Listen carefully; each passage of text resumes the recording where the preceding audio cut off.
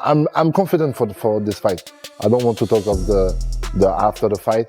I'm confident for this fight. I want this belt, and I do my best during the camp for that. But everybody know my strength already. I can move very well. I can manage the distance very well. My striking is a high-level striking, and so I'm gonna manage. I'm actually a big fan of like Tom Aspinall as well. Oh yeah. You don't really see that anywhere, full stop, but definitely not in the heavyweight division. No heavyweight moves like him. No one moves like him. He moves like a 185er. It's crazy. It's nuts. With that kind of explosive and that power, it's crazy. Crazy speed for a heavyweight. What if Ciryl Gane wins? And John's like, I'm back. I already was in the testing pool. I was in the testing pool before he won. Give me a title shot. Would that not be the most ultimate move of all time? That shit would be hilarious. That would be devious. That shit would be hilarious. It would be funny. That shit would be hilarious.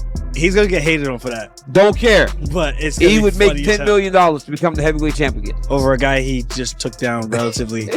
My man came out, he threw a couple of strikes. He said, "Nah, we wrestling." UFC 321 is right around the corner, and fans are gearing up for an explosive heavyweight title showdown between Ciryl Gane and Tom Aspinall.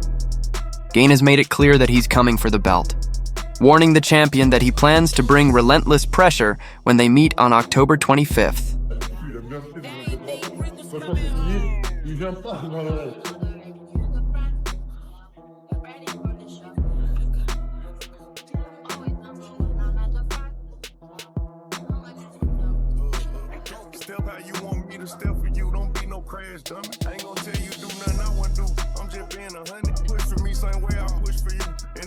Ciryl Gane has locked in completely on his training and preparation, cutting out all distractions as he gears up for UFC 321. He's expressed strong confidence heading into the fight, emphasizing his goal of capturing the heavyweight title and relying on his trademark movement, distance control, and elite-level striking. Gane shared that his focus remains on his family, friends, and team, tuning out social media noise and outside opinions as he prepares for one of the biggest fights of his career. I'm confident for this fight. I don't want to talk of the after the fight. I'm confident for this fight. I want this belt, and I do my best during the camp for that. But everybody know my strength already. I can move very well. I can manage the distance very well. My striking is a high-level striking, and so I'm gonna manage this. I do this for me. Like the target is the belt, and I'm not focused on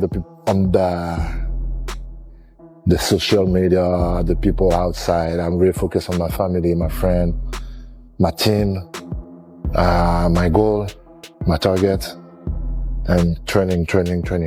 This is a different mindset. On the other side, Tom Aspinall expressed relief at finally locking in his long-awaited fight with Ciryl Gane after several postponements. This marks the fourth time the matchup has been scheduled, with the heavyweight clash set for October 25th in Abu Dhabi.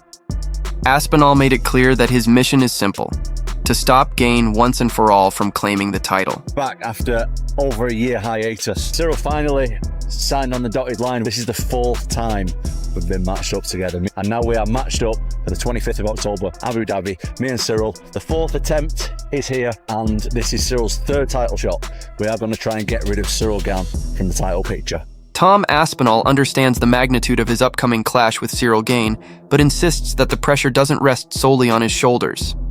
He pointed out that Gane has already come up short in 2 previous title attempts, which only heightens the stakes for both men. Aspinall explained that neither fighter wants to stumble under the bright lights.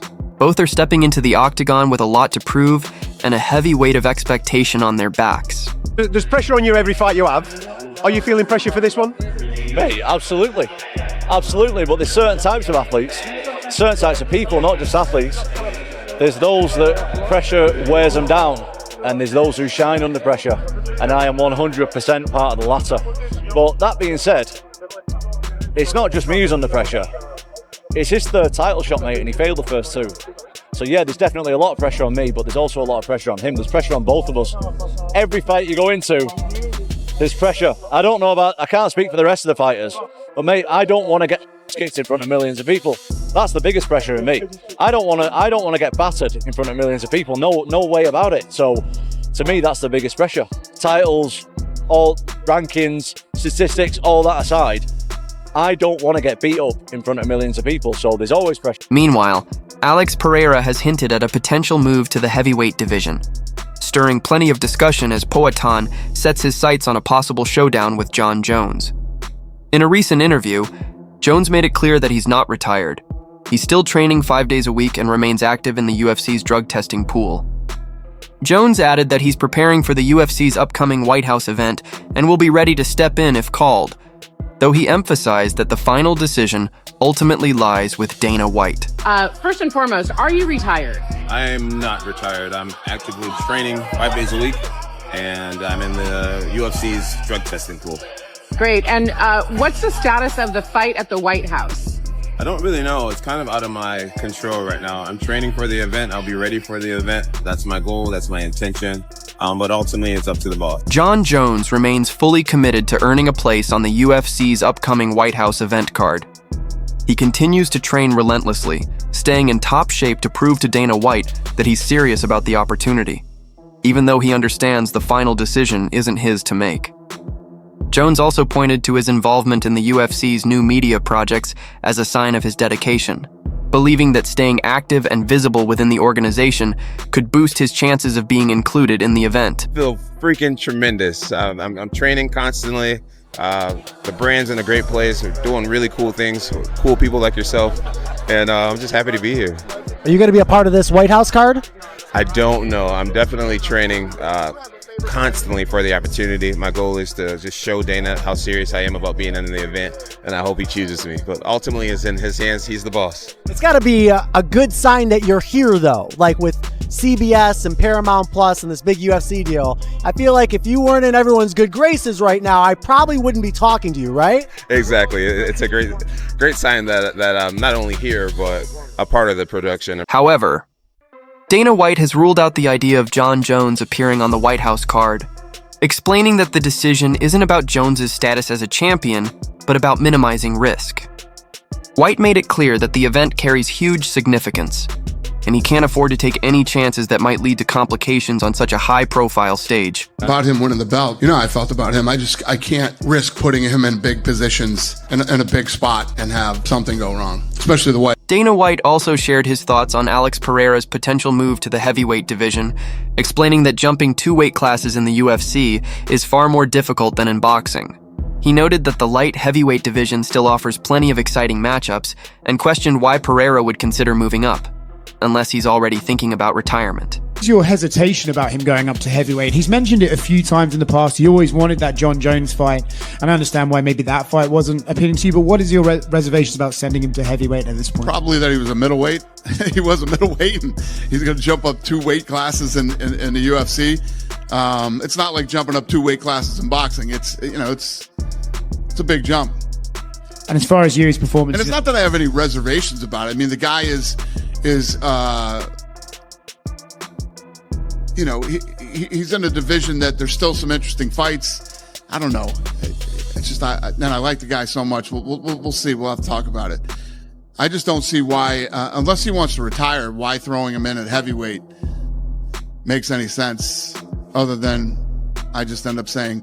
Meanwhile, Chael Sonnen has suggested that Jon Jones should consider moving down to challenge Alex Pereira for the light heavyweight title instead of staying at heavyweight. Sonnen believes that a showdown at 205 pounds would raise the stakes, turning it into a true championship bout and making the matchup far more appealing to fans around the world. The hot take of the day. If I'm in Jon Jones's shoes and I hear this and I feel this buzz and there's this huge fight and it has all of a sudden got my interest, but there's no title on the line, I can fix that real fast. I can say, I will fight you, and I'll even find a world title because it's going to be yours. I'll see you at 205 pounds. And if Jon Jones does that, my partner, we're having a very different conversation. Oh, chill. Oh my God, I didn't even think. However, Henry Cejudo has floated the idea of a Jon Jones versus Alex Pereira BMF fight, one that he believes could even headline the UFC's White House event. Cejudo pointed out that while Jones may steer clear of Tom Aspinall, a clash with Pereira, who's now a much bigger star following his recent victory, would be an incredible spectacle. He added that if both men decided to make it their final fight, It could go down as one of the most historic showdowns in UFC history. I think what's next for Merab is the winner of Umar Nurmagomedov and Mario Bautista. I think because of that close fight that he did have with Umar. I mean, I feel like it's well deserved, especially if he gets through a guy like Mario Bautista. And that's it, bro. The winner of this fight, Merab beats the winner out of this fight of Mario and Bautista. I think he should go up to 145 pounds. You know what? Call me crazy, Kush. But I do feel that if he does go up to 145 pounds, I think he could beat Alexander Volkanovski. I really do, man. If he's been able to do that to the majority of all of us, bro, imagine him feeling even better up a weight division. He could bring some problems to Volkanovski or anybody at 145. Michael Bisping also shared his reaction to Alex Pereira's interest in fighting Jon Jones at the White House event.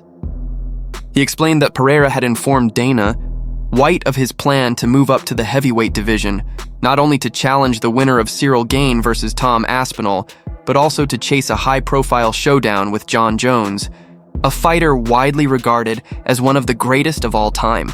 Next. Now, of course, he wants to go to heavyweight. Dana White said that he saw him at the Performance Institute on Friday. He told Dana face-to-face he wants to go to heavyweight, and you would assume that by going to heavyweight, he would mean wanting the winner of Ciryl Gane versus Tom Aspinall, which goes down in just a couple of weeks.